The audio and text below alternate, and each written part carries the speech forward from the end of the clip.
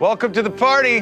Thanks for joining us and celebrating everything that makes Star Trek great, especially its long-lasting impact on pop culture and its beautiful vision of the future. Hey, welcome back to the channel, everyone. I want to talk to you today about Star Trek Day and what a boring show this was. And if you go back to Paramount Plus and click on it, the link to it, it says it's episode 1. My God, how many more of these are they planning on dumping on us? This thing was absolutely boring. And I want to talk about what the gentleman that we just listened to and saw said, how Star Trek has had an impact on our pop culture. Star Trek has had an incredible impact on our pop culture from the very day it was created. But let's talk about what Star Trek has done to pop culture since the creation of Discovery. Now, I'm not going to talk about the Star Trek movies because I'm really not going to count them, because they were in the Kelvin timeline, and once you went into a different timeline, it gave you the opportunity to play around and mess with things, even though I don't agree with how they messed with it. But when it came back to the original timeline and started messing around with things right there, that's when I had my problem. And how this has impacted pop culture, it's done so in a massive way. So join me as we look at Star Trek of today and how it has impacted pop culture. So let's talk about the impact that Discovery, Picard, Strange New Worlds, and of course Lower Decks have had on our pop culture, and the impact it's also had on Paramount Pictures, CBS Studios, and of course Paramount Plus. My merry men, we must make haste to the castle to save This the is Maid just- Marian. Listen to What are this. you doing? Shut your face. I'm Robin Hood now. Toodly-doo. Shax, hold him down. You've already hurt him pretty bad. Kick his head.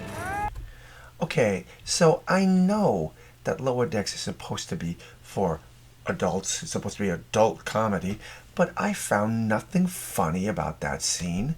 And to be honest with you, I really have a hard time with this show.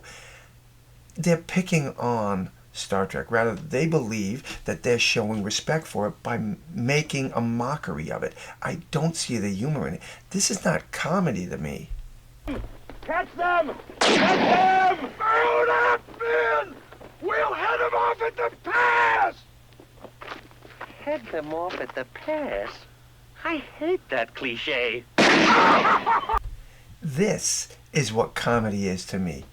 Stuff like Blazing Saddles, that's just priceless humor right there. Lower Decks is not funny at all. In fact, I just think it does Star Trek disrespect. The impact on pop culture, or more like the damage to pop culture. Star Trek toys used to be all over the place.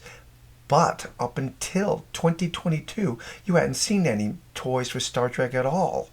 And now just look at what they're presenting us with. So in 2022, this is what they are presenting us with. Do you see anything from Lower Decks? Do you see anything from Picard? What about Strange New Worlds? No, you've got 2 pieces from Discovery, and the rest of it is legendary Star Trek. The Wrath of Khan and the Next Generation. This says something right here. Today's Star Trek is not selling. Now, when these two show up on Star Trek Discovery Day, we get almost 10 minutes of them going back and forth. They show you a couple of clips of every episode, or not every episode, I'm sorry, every season from the Next Generation, Star Trek the original series, Discovery, Lower Decks. But for the most part, we get the two of them talking back and forth, and it's just incredibly boring. Let's talk about another thing that Star Trek, at least modern day Star Trek, how it has had an impact on our pop culture, and that is another impact that Star Trek has had on pop culture. And to some people out there, it's quite a positive thing that has happened. But on the flip side of it, especially to the people over there at Paramount Plus and CBS Studios, it is quite a negative. I absolutely enjoy what has happened in this case, but it definitely does deserve to be discussed and be brought up in this video. Greetings, my friends. I am Dictor Van Doomcock, the future ruler of Earth. If you do not know who he is, allow me to introduce you. This is Dictor Van Doomcock, the future ruler of Earth, as you have just heard in his opening monologue.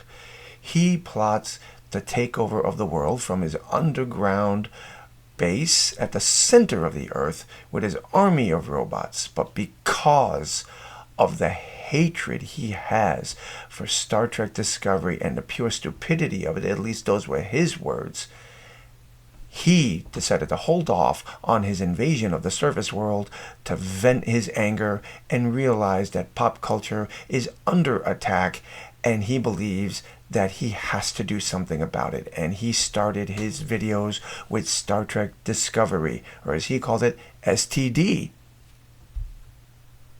Now, if you look at the attention that he gets, he's got 323,000 subscribed, and he just in this video alone 9.9 thousand watches. And in the video he claimed that the Star Trek videos, whenever he does one, it doesn't do well on his channel. When it comes to Star Trek, Doomcock and I agree with him on many things about Star Trek and how Kurtzman, Bad Robot, and Secret Hideout have basically ruined what we consider to be Star Trek. Now, I'm not saying that all of it is bad. This is where Doomcock and I disagree completely. There's way more negative about modern day Star Trek than there is positive, but when it comes to the positives, I have to give the writers credit there. Yes, I know that to a lot of people, this Star Trek that we are presented with, as many people would call it, is woke. But there are some pretty clever stories that have come out of Strange New Worlds.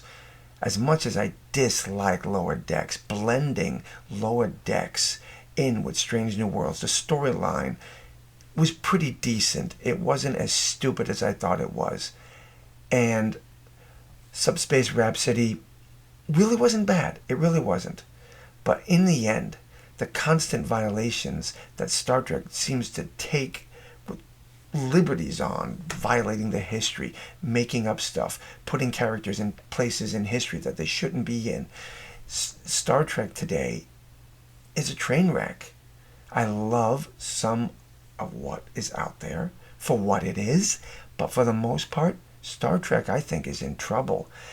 And if you want to look at Rotten Tomato and see once they do their big promotions, their commercials, oh, Rotten Tomato says it's fresh. Can we trust it? After all, an article came out recently talking about how Rotten Tomato is paying a PR firm and to pay people to give positive reviews. So if that's true, how do we know that these are really legitimate reviews coming from Rotten Tomato and all the others? Star Trek Day Episode 1 wasn't exactly the greatest thing to happen, and if there is more coming, I'm not sure if I can watch it.